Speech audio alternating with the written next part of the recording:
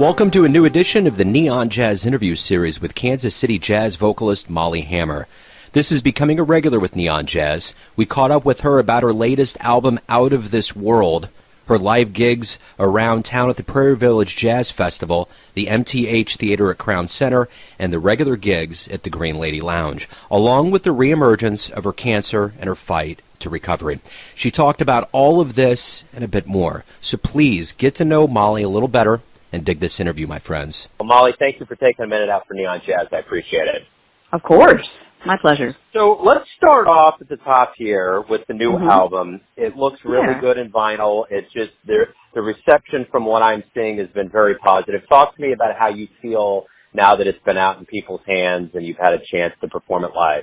Well, it was a project a long time in the making. So we recorded it a little over a year ago, maybe a year and a half ago at this point. So it feels really good to finally have that out. I didn't know I was going to have my big face on there, so I was like, oh, at least it's a good picture. So I'm happy about that. But yeah, there's my big old face right on the front. This album is very different than what I previously released on the CD last year because it's with an organ trio.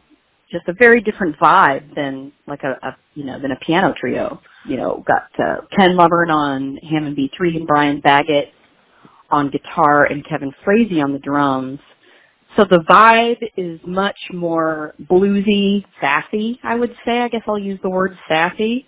But a lot of the fun novelty tunes I've learned from the Dinah Washington songbook and that kind of stuff are on there. And it's very real. I had to get used to the idea that a live recording is not going to sound like a studio recording. It's real, you know, and there's a time where, you know, I can hear myself go slightly under pitch and I'm like, oh, there I am back on pitch. I just had to just let that go. You know, it's like, that's what happened in that moment. This is what you get. It's real. That's jazz though, isn't it? I mean, at the end of the day, it really is. It's not about perfection, and it can't be. Yeah. I mean, when you get too wrapped up in perfection, you're missing the whole point.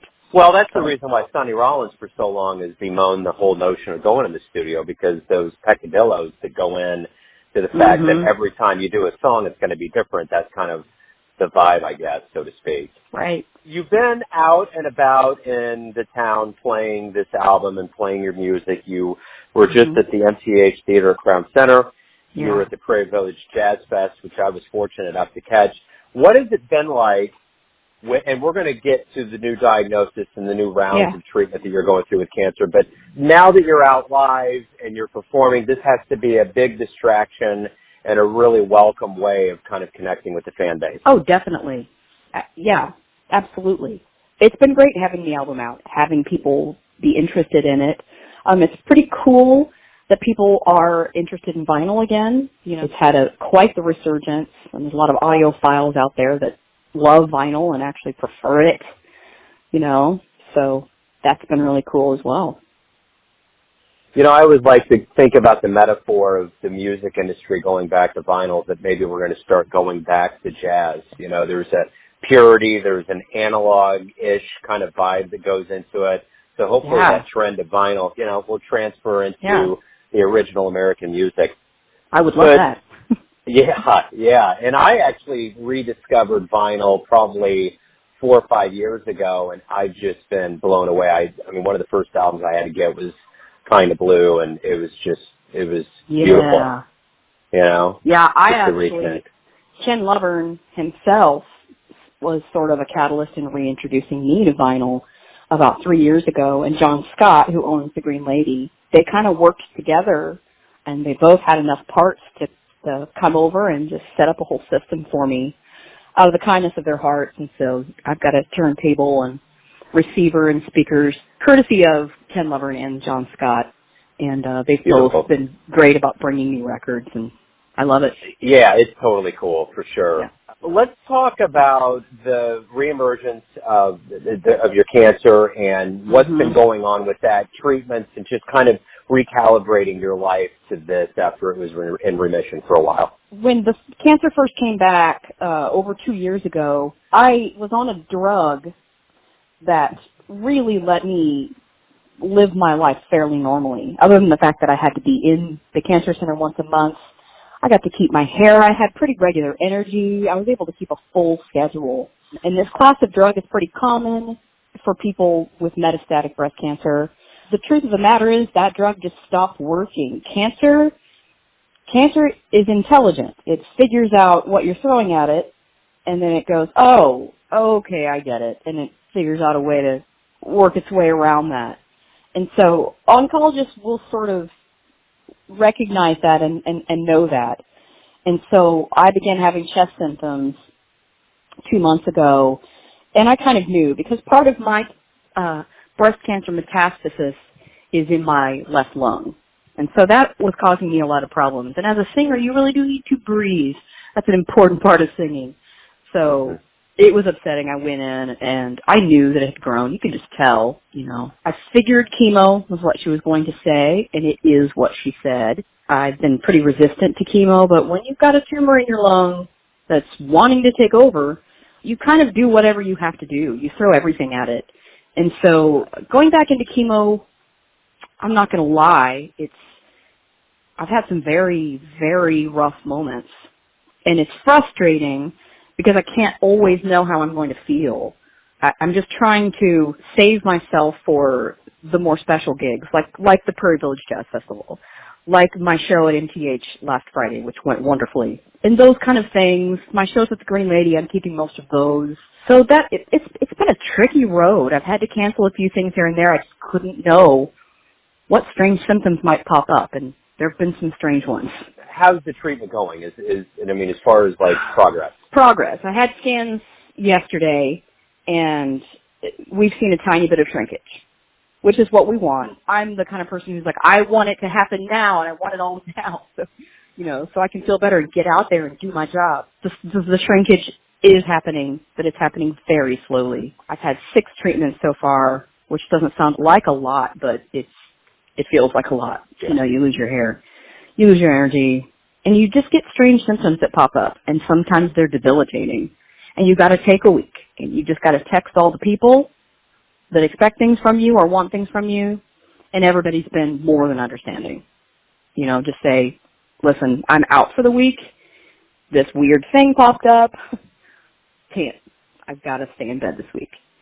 So that's kind of my life right now. I have the best intentions of getting out and doing the singing that I've committed to doing. But everybody understands if some crazy thing, some weird symptom caused by the chemo pops up or caused by just my low white cell count, things like that, people have to be allow me a little more grace. And people have been allowing me the extra grace. I can't think of a single person who's been angry at me. It's like, no, you get better, do what you have to do, that kind of thing. I guess to answer your question, it's up and down. It's like Today is a good day. Today's a good day. I feel really pretty good. I'm going to go do a gig at Chaz tonight. And I'm looking forward to it. But earlier this week, bad. I'm sure you get advice. I'm sure that you get survivors and those that have gone through their things that give you all kinds of advice. From the beginning of finding out that you have cancer to the reemergence now, what's some of advice that you've gotten from people that have really resonated and helped you as you go through the process? Let me think about that. Like the first thing that came to my mind was like the crazy advice, like drink turpentine, that'll cure your cancer, and I have that, and grind up apricot shells. I get that stuff constantly. Reading through all that can be unbelievable. But the good advice, is sort of, it's not about doing necessarily this thing right now. It's sort of about changing your whole attitude and lifestyle. Eating healthy for the long run. Being careful about what you put in your body for the long run, not just right now. Not losing hope. Staying positive, that sounds so cliche. Wish I had a more intelligent way of saying that. But I always say it's okay to visit the dark place, but don't stay too long. And so I really do abide by that. I have my dark moments, but I know I can't stay. This is not a place I can stay. Now it's time to move on and do what I have to do to move forward. I love singing more than anything, not more than my family, but it's a close second. So I always have that, like, I need to stick around and keep doing my work and stay around for the people that I love and that love me. So I've always got that focus in my head. One of the first interviews we had, you had mentioned that, after you beat that first round of cancer and, the drug was working and you were moving on with your life, you said that you were starting to say yes to things that you would typically say no to. What revelations have you had now that have changed kind of your philosophy and outlook on life that have been epiphanies? Well, I'd say in saying yes to so many things, it broadened my entire network of people. At this point in my life, I have a larger support system than I've ever had in my life thus far. And that support system is huge in my dark times and helping me get through what I'm going through.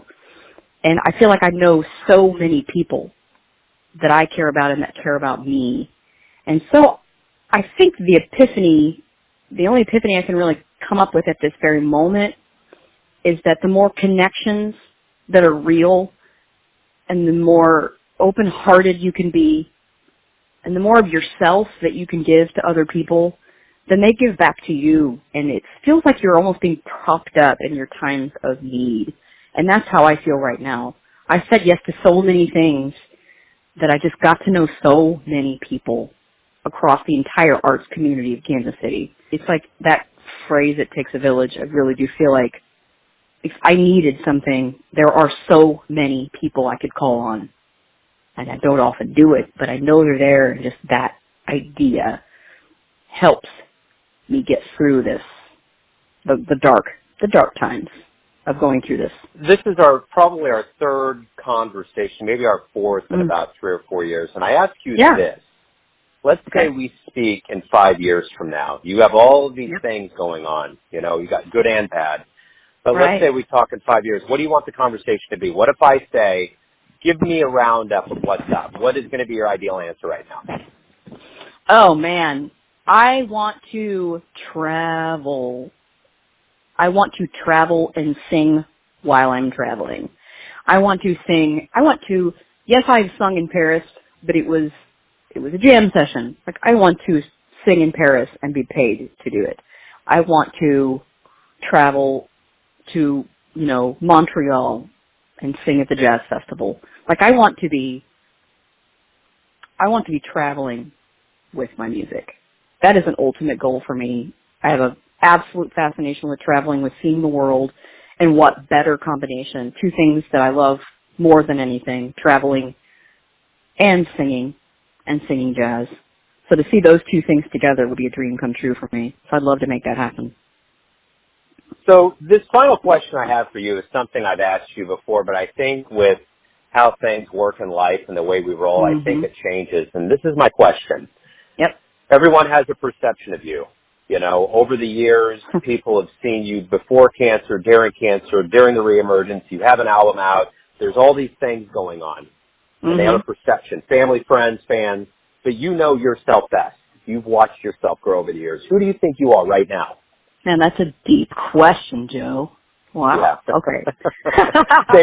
I'm saving the best for last there. I guess. Okay. Who do I think I am right now? I am somebody who loves easily and gives of themselves easily. I am not afraid to show vulnerability, and I think that's why people love me and why I have so many close relationships. I have no walls around me. Like, what you see is what you get. That kind of thing. I'm not afraid to cry in front of somebody or be ridiculously goofy. So anyone that knows me knows that about me. I watch kids, and I love kids. Kids make me happy. I love my job so much. I think I'm stronger than I've ever been. Absolutely. I mean, how could I not be stronger than I've ever been? At this point, I feel almost like a superhero. Like, come on, life, just throw it at me. Just throw it at me. I can handle it. That kind of thing. So, yeah, I'm very strong, but also vulnerable.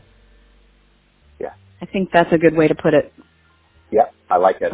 Molly, thank you for opening up about your album, your activity, and your cancer. And hopefully the next conversation we have is that it's gone and it can just go to hell, you know. That's right. It can go to hell. Thank you. So hopefully we can have that conversation. But stay strong. I don't even know what to say in these moments. I've seen this happen so much with so many people, but I think the only thing that you can do is go with what makes sense, and it makes sense to just, stay out of the darkness and be strong. That's about it. So that's right. That's it. Exactly. That's all you can do. And the music is a healer, It is a healer. The music is a healer. This is true.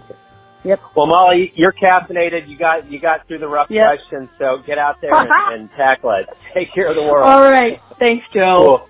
Thanks, Molly. All right. Talk to you soon. Take care.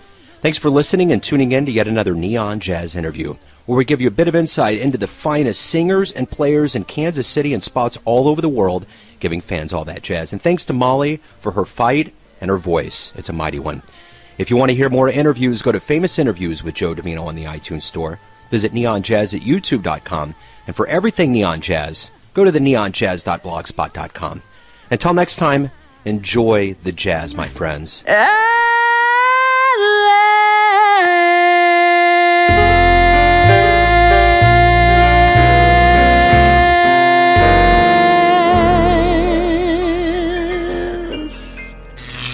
Neon Jazz.